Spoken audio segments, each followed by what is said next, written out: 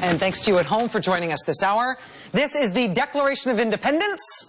We hold these truths to be self-evident, that all men are created equal, and all the rest of it, right? The founding document of our country. When you look at it, though, just as a physical object, typographically, it's a little strange, right? I mean, it's a handwritten document. Obviously, it's an 18th century document.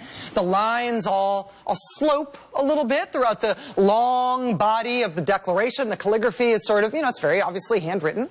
Up top, you've got very big letters, in Congress, July 4th, 1776. And then also in very big letters, the unanimous Declaration of the 13 United States of America. I don't know why they made of the 13 United very small. Maybe they thought it wouldn't fit, but they made of the 13 United very, very small. It's weird, sort of a weird thing about the top line of the Declaration of Independence. But then down at the bottom, where you get all the signers, right, you get, I think it's 56 founding fathers who signed the Declaration of Independence. Down at the bottom, there's only really one of them that you can read from a distance, at least. And that's just because he signed his name so much bigger than everybody else. And that is John Hancock. Right? That's how we get John Hancock as a synonym for signature. Put your John Hancock on there because John Hancock's name is like this big when everybody else's is like this. So when they say, you know, we need your John Hancock here at the bottom of this phone. When I was a little kid, I thought that was a dirty joke of some kind. For the longest time, before I realized it's actually just a reference to his name. It's a reference to the fact that John Hancock signed his name huge at the bottom of the Declaration. I mean, that's signing your name really big. Right, on a public document. That is one sort of narrowly focused, narrowly targeted way to make sure you have your name remembered, right? To make sure that you're the one who sticks out. Well, former President George W. Bush has apparently taken that lesson to heart.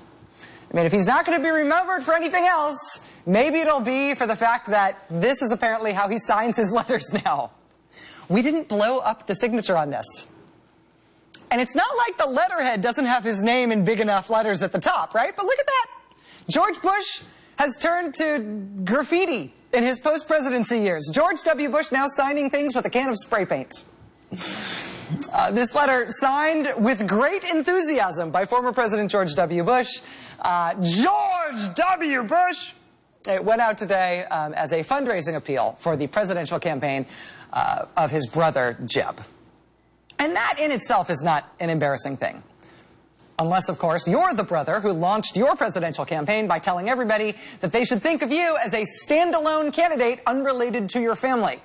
Yeah, sure, maybe you had a father and a brother who were also presidents quite recently, but that's totally irrelevant to your own run for the presidency because you are your own man. As you might know, I've also been fortunate to have a father and a brother who helped shape America's foreign policy from the Oval Office. I recognize that as a result, my views will often be held up in comparison to theirs. I admire their service to the nation and the difficult decisions that they had to make. But I'm my own man, and my views are shaped by my own thinking and my own experiences. That was how Jeb Bush basically told us he was going to run his campaign for the presidency. I mean, right before he had his dad start fundraising and doing events for him, and then he had his mom start fundraising and doing events for him, and then he had his brother start fundraising and doing events for him. Right before all that, he did the I am my own man speech. And now today, Jeb Bush, I am my own man, his campaign for president announced that in October, the whole Bush family will be hosting a $50,000 a person donors conference for the Jeb Bush for President campaign, hosted by his dad and his brother and his mom. This one's going to be held in Texas, where his brother lives, unlike the last one of these they did, which was held literally at his mom and dad's house. But remember, I am my own man. I mean, all of these things about how he is running a Bush family campaign for the presidency, I mean, it sort of would be fine, right? It would be exactly how everybody expected Jeb Bush to make a run for the presidency. It would all be fine, except for the fact that he went out of his way to get all those headlines, saying, I'm not going to run that way. I'm my own man. I'm not running as the third Bush for president. Pay no attention to my father and my brother. I'm running on my own terms. None of the way he is running for president would look bad in terms of the way he's using his family had he not started everything off by saying, I'm not going to use my own family. Had he not started everything off with the I'm my own man joke. Just a bad, unforced political error. Right? And that was even before he formally got into the race. That was his signal that he was getting in. I'm getting in, and I'm getting in as my own man. It was a foreign policy speech where he said that. He was saying in context, my foreign policy will have nothing to do with my father's foreign policy or my brother's foreign policy. And then he immediately, that day, followed that up with a press release announcing that he was bringing on board 21 foreign policy advisors to his campaign. 19 of those 21 had worked for either his brother or his dad or both. So it's just this really unforced political error that Jeb Bush made right off the bat. And then the first big political stunt he launched was his effort to be seen as a tech-savvy, wired, Silicon Valley kind of candidate. First, he hired the co-founder of Hipster.com to be his chief technology officer. Then he had to fire the kid one day later when it emerged that nobody on the Jeb Bush campaign had apparently read that kid's Twitter feed, which was all about his ranking of the different kinds of sluts in the world. Then Jeb Bush released hundreds of thousands of emails from his time as Florida governor. He made a big splash out of this. I'm releasing all of these emails. I'm being super transparent. I'm letting you know how tech-savvy I am. Apparently nobody read those emails either before the Jeb Bush for President campaign pulled that particular trigger. And that document dump, which again, nobody asked the campaign for. They did this on purpose, on their own terms. It was their own bright idea. That document dump ended up posting online thousands of people's personal information that these people had clearly never intended to become public. With that first campaign stunt that he did, Jeb Bush posted online totally unredacted information, including people's real email addresses, real full names, real contact information, real physical addresses, in some cases, real and sensitive medical information, people's real social security numbers. Jeb Bush just uploaded all of it, put it all out there. Did I mention I'm the tech-savvy guy? And it was around that time that we noticed that if you typed into your web browser, JebBushForPresident.com, what popped up was this really quite adorable website of a super cute gay couple from Oregon. Their names are CJ and Charlie. They're bears. They call themselves tech bears. They're both engineers. And they own JebBushForPresident.com. Because tech-savvy, Silicon Valley-wise Jeb Bush never bothered to buy JebBushForPresident.com. And so CJ and Charlie bought it instead, and they have turned it into a really friendly discussion page about gay rights. I mean, Jeb Bush must have known he was going to maybe run for president since, when? High school? Junior high? Did they tell him in the womb? I mean, but it never occurred to him to maybe grab that website. And that sort of thing, that sort of oversight, that sort of screw up, that sort of failure to cover even the basics, started off becoming evident very, very early in the Jeb Bush for President campaign, even sort of before the campaign properly started. But now it is becoming a really salient issue in American national politics. It started to bubble up in political discussions about the presidential campaign a few weeks ago, but now I really do think it's becoming an urgent matter of concern. The way it came up a few weeks ago was when Jeb Bush volunteered, again, this was totally unforced, he just volunteered as an aside when he was asked about Planned Parenthood. He just volunteered something that will follow him all the way to the end of his political career, no matter where that political career ends. He just brought this up, apropos of nothing, when no one was asking. The argument against this is, well, women's health issues are going to be, you're attacking, it's a war on women, and you're attacking women's health issues. You could take dollar for dollar, although I'm not sure we need $500 million for women's health issues. I'm not sure. That was a couple of weeks ago. Jeb Bush volunteering as an aside, apropos of nothing. Ugh, why do we need all this money for women's health? Yuck.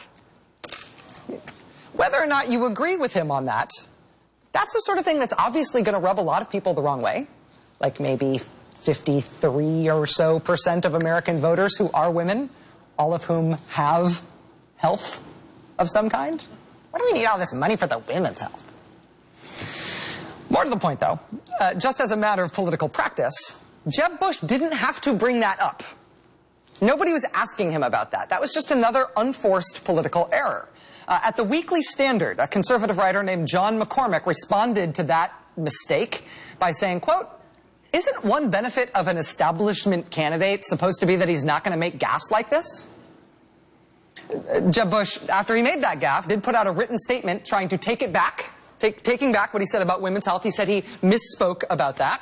In response to that, Craig Robinson, a longtime Republican operative in Iowa, told Politico.com, quote, "Every time Jeb Bush has stuck his foot in his mouth, it's been a cleanup on aisle 3 moment. I think it shows a real lack of message discipline with Bush. We've seen more errors out of Jeb Bush this campaign than most of the other candidates." Which is true. We used to do something on this show called the John Boehner is bad at his job hypothesis. It was when the Republicans took over control of Congress in 2010, but it felt like they just couldn't even get the basic stuff done to run Congress because their leadership couldn't figure out basic stuff like how to stop their own side from fighting in public or how to just keep the lights on and keep the government running when they weren't trying to shut it down. And we called that the John Boehner is bad at his job hypothesis. The Republican presidential campaign has now, unexpectedly, but I think unavoidably, given birth to the Jeb Bush is bad at his job hypothesis. I mean, nobody would have expected this from a guy who's the 3rd presidential candidate from the same nuclear family that includes 2 other presidents. But Jeb Bush really is unexpectedly bad at running for president. And I say that with no malice. I say that as an observer of his political skills. And I think it's becoming increasingly important for an increasingly wide circle of people. Today, his latest ball of confusion happened on the issue of immigration. Republicans following Donald Trump's lead this year, they have decided that people born in the United States should not be citizens anymore, which is really quite a radical position. But Donald Trump put that out there this year as his immigration position, and a great majority of all the other Republican candidates have fallen right in line behind him on that. Jeb Bush has tried to maintain a little bit of distance from that radical position, but he has also, while sort of inexpertly and bumbling in a bumbling way, stumbling through the policy part of it, he's also stumbled into using some super offensive language borrowed from Donald Trump to talk about this issue. And then he purported to not understand that that was the language he was using. And then he defended using the language. And then he rejected using the language. And then he asked reporters for maybe they could give him some better language to use. And then he didn't actually have any idea what to say next. There ought to be greater enforcement. That's legitimate side of this. Greater enforcement so that you don't have these, anchor babies, as they're described, coming into the country. Governor. Yes. Go. Do you think the term anchor baby is offensive? No. If there's another term that I could come up with, I'm happy to hear it. Governor, do you regret using the term anchor babies yesterday on the radio? No, I didn't. Is that I don't regret it. You don't regret it? No, do you have a better term?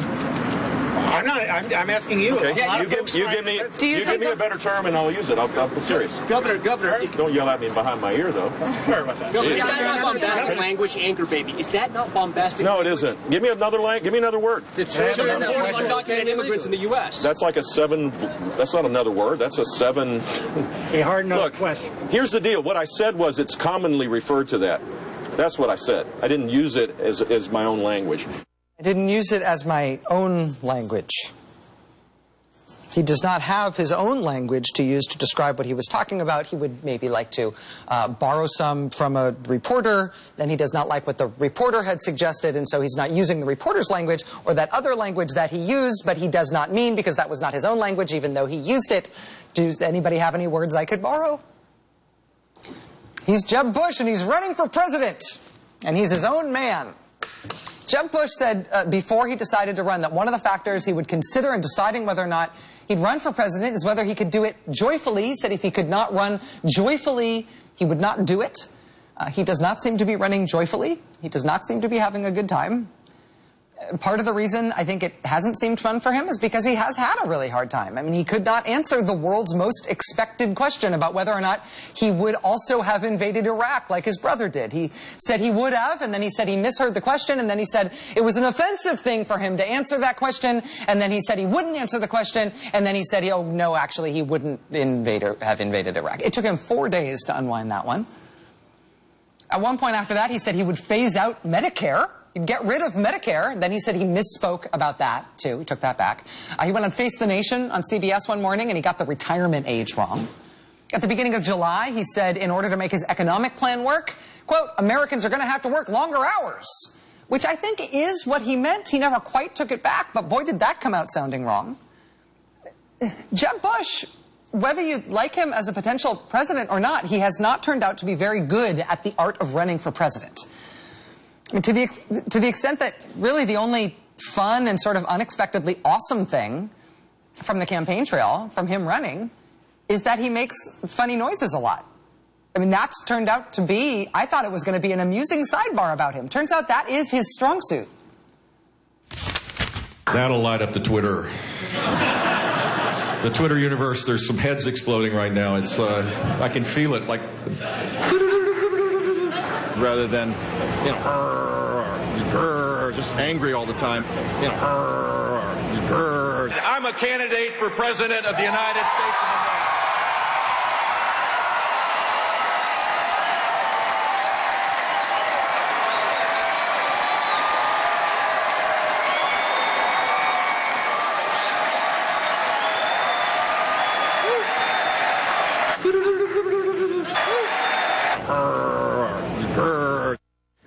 Other than making awesome noises at unexpected intervals, I hereby propose the hypothesis that Jeb Bush is bad at his job, if his job now is running for president.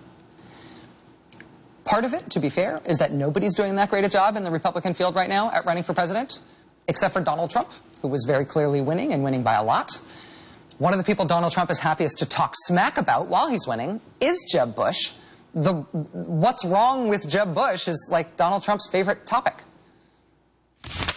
I'm not a big fan of Jeb Bush. The last thing we need is another Bush, okay? Believe me. The last thing we need is another Bush. If you people go with Bush, you're going to lose. Jeb Bush is a low-energy person. For him to get things done is hard. He's very low energy. And the poll just came out, and I'm tied with Jeb Bush. And I said, oh, that's too bad. How can I be tied with this guy? He's terrible. He's terrible. I don't see him as a factor, and I know it's the Bush name, which, you know, got us into lots of words. I mean, in all fairness, not the greatest. But Jeb Bush, I don't get it.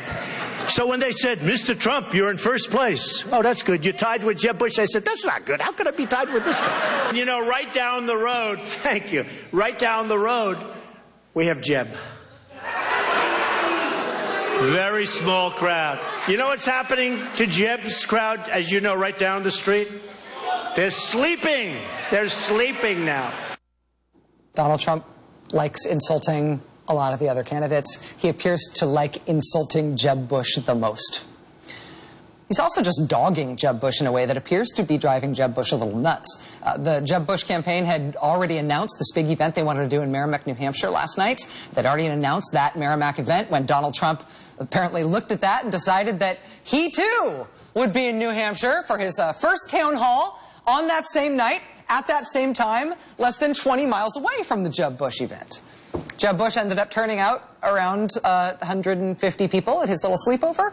Mr. Trump, simultaneously, less than 20 miles away, filled a room with more than 800 capacity, plus hundreds of people in the overflow. And then he got up at the podium and spent the whole time talking about what a terrible, terrible, terrible, terrible person Jeb Bush is. There's no reason to think that Jeb Bush is a terrible person. There is reason to believe that Jeb Bush is a terrible candidate for president. And that is important, because even though Donald Trump is clearly winning right now in the race for the Republican nomination for president, everybody in the establishment, everybody in the Beltway still thinks that Jeb Bush is the most likely guy to ultimately win the nomination. And that's partly because of Bush family name recognition. It's partly because he has locked up so much establishment support already. Mostly it's because of his fundraising, fully half of which comes from legacy donors who had previously supported his dad or his brother or both. His fundraising still outpaces everybody on the Republican side by a mile, except for Donald Trump, who doesn't fundraise because he says he doesn't need to. Realizing that Jeb Bush is bad at campaigning, he's bad, really bad at campaigning for president, realizing that, it's like realizing that you got pretty good grades, pretty good SATs. Maybe you're like, you know, you're JV a couple of years in a couple sports, but varsity a couple of years. It's like realizing you're sort of on the bubble in terms of top tier schools, and you just applied to all the Ivy League schools and then one safe school. And now you've realized that you're not going to get into your safe school. Is that hypothesis about Jeb Bush fair? And is there another safe school on this Republican list, in the unlikely event that they don't actually nominate Donald Trump to be their presidential nominee? Stay with us.